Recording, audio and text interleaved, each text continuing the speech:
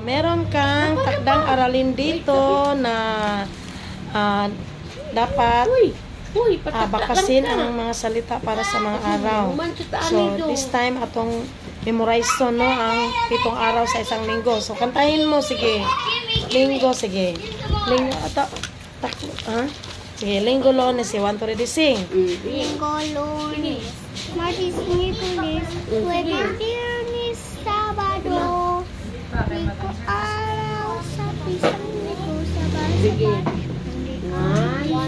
Okay, so atong tabunan. Okay, so kantahin ulit. Linggo, lunes, you want to ready sing? Lunes, martes, miércoles, jueves, viernes, sábado. 7 araw sa isang linggo, sabay-sabay natin awitin. Okay, so very good kayo amo ang duty, no? So muna niya ang studyhan, no, sa 7 araw sa isang linggo. Dayon so gahapon nag-review mi saya ang kuan katong magic words, no? So naka-perfect siya sa magic words.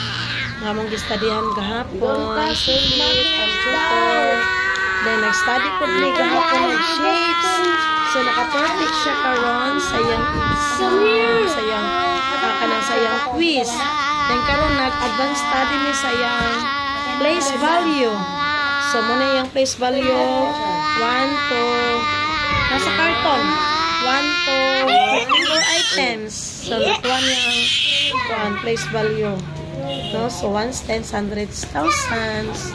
Okay, so 53 over 54 lang siya. Kaya nga, no, ang iyang answer diri sa kuan 100. So, wala niya na kompleto.